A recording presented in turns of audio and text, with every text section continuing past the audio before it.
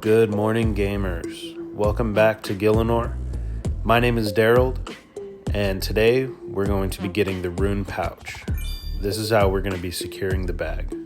Welcome to episode 1 of Let's Make a Main.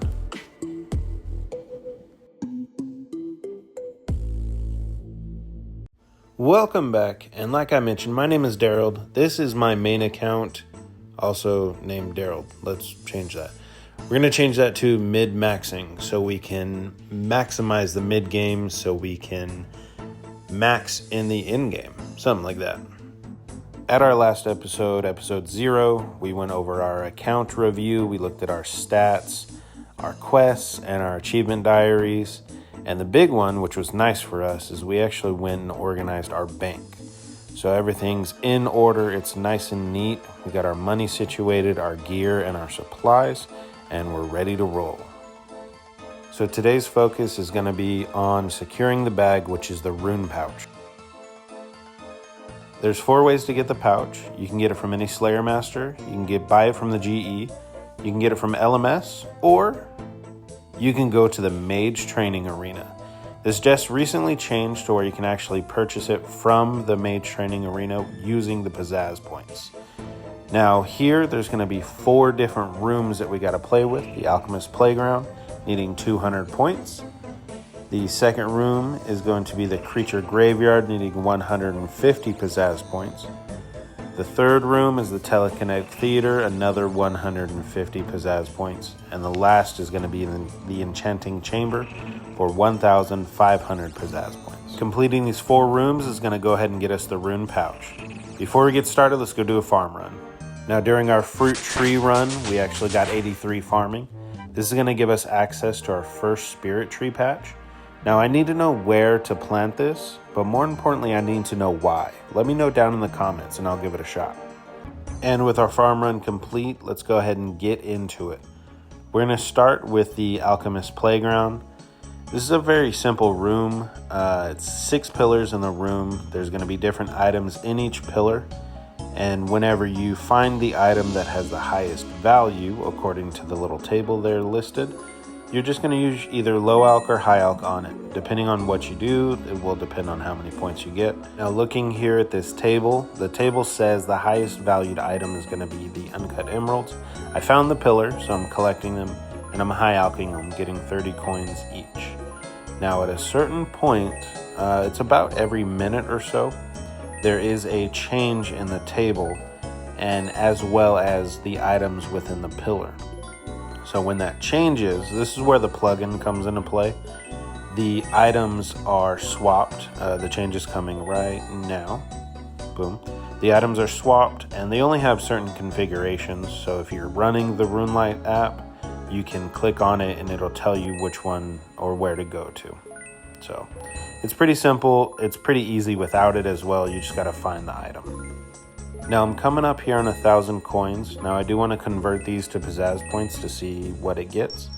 It looks like 1,000 coins is going to be 10 Alchemist points or 10 Pizzazz points. And I'm going to need 200 Pizzazz points to complete the room. So we got quite a ways to go. Now doing this on mobile, it isn't too inefficient.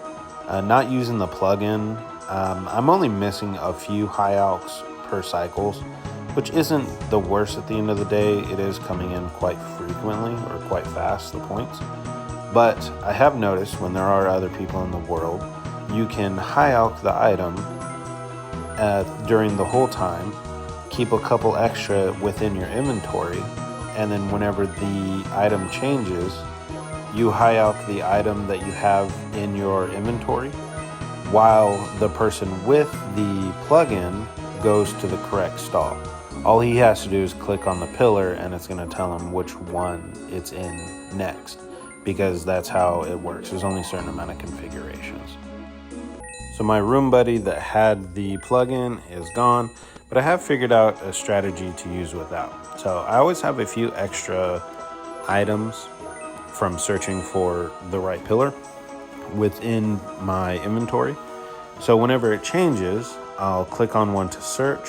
I'll check the table, find out which item high alchs for the most, and as I'm running around, I'll just high alch that item for whatever points are available at the highest level based on what I have in my inventory. So there's no item waste, there's no time waste. It's not completely efficient. I'm not getting 30 every time. Every now and then I will have to reduce down to that second item and get the 15, but it's pretty easy, so we're getting it done.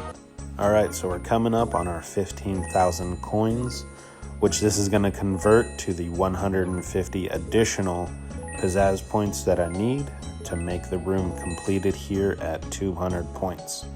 Didn't take too long, it was pretty easy, and we did get some extra XP and some runes counted back to us, so this room's complete. And with the alchemist room down, 200 pizzazz points. Only took about an hour, so that wasn't too bad.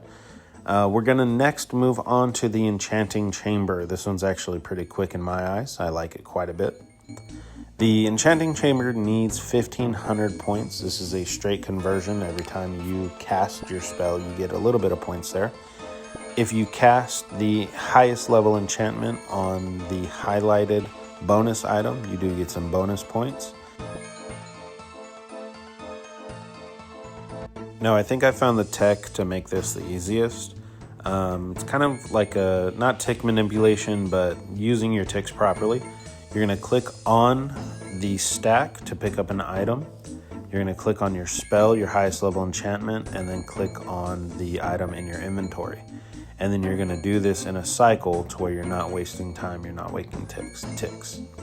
Do this up to 1,500 points, and then you cash it all in, and that room is completed. It's nice and easy, pretty quick, pretty fast, a lot faster than the alchemist room. 1,500 points, about 35 minutes total, so that didn't take too long. 2 out of 4 rooms completed. Needed a break, so here's some AFK woodcutting. 69. Level 70 woodcutting here. This is going to be one of the requirements for Song of the Elves. I do have plans for a lot of the requirements that I have to go, like Herblor's Banked, smithing I'm probably going to do with lamps, but we'll see. Alrighty, we got 2 out of the 3 rooms done, so let's go ahead and get into the graveyard room. This one's going to be pretty simple. I'm not seeing a lot of tips and tricks to get this done. It's showing that every 16 bananas you put in, you'll get 1 point, and it's 150 points to complete the room.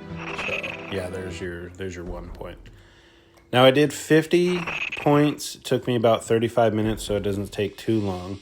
But I did read on the wiki, it does show that you can use Bones of Peaches if you have tabs. So I went and bought some Bones of Peaches tabs. And let's see, because the peaches give you 2 points per 16 that you put in. But it doesn't seem to work. Looking here in the chat box, it says that I need to have that spell unlocked. So you need to train Bone to Peaches before you can use the tablets. But that's okay. We'll just use bananas.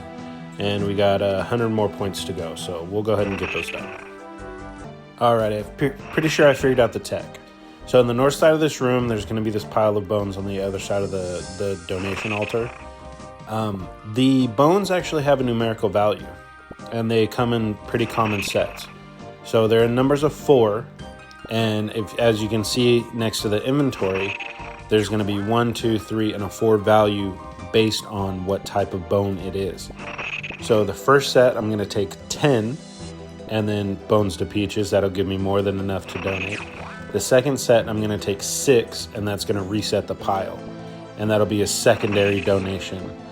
So you can get 2 donations in the same time frame, if not 1 or 2 ticks longer, than I was doing for the whole first 50 points.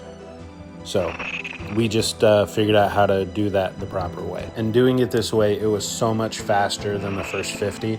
I probably did it maybe 35 to 40% faster, or as fast as the first 50. So putting in my last donation here, that's going to be 150 donations or points for pizzazz points for the graveyard room, and that is the graveyard room completed. 2 out of 4 rooms, or 3 out of 4 rooms completed. Didn't take too long here. 150 points. We're looking at about an hour and 20 altogether, and that just leaves us with one last room, the telekinetic theater. Now, this room is probably the only room that I would suggest using the plugin. The other rooms are very much capable. You can do them quite easy. But if you're not good at puzzles and you want to save some ticks or save some timing, because our time is valuable, you want to do it here. Now, the puzzles themselves, they're not too hard. There's only, I think, 9 or 10 different puzzles. So you learn them quite quickly. Outside of that, it's pretty simple. You pull the telekinetic grab in the direction that you need the statuette to go. And once you've cast it, you can actually move. And when you complete it, you just restart it for your next puzzle. You get 2 points every puzzle completed and an extra 8 points every time you complete 5 in a row. So just checking back in with you, we're looking at our last couple of puzzles here. I wanted to show you how you can save ticks and run effectively without using the plugin. So you know the style of the puzzle at this point.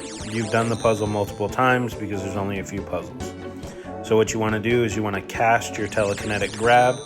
Once it's in the air, you can start moving, and you want to move as far as you can down the lane to the direction of your next move, because you already know what moves you need to do. So here I need to go down, and then I need to go right. As it's casted, I run down to the right side to pull it to the right. And this one's actually going to complete it and give us 150 points. So we have everything we need. We completed all 4 rooms. We're gonna go upstairs here and talk to the rewards guardian. Click on our reward pouch and get it done. We have finally secured the bag to complete our first episode of Let's Make a Main. Appreciate you guys. We'll see you next time.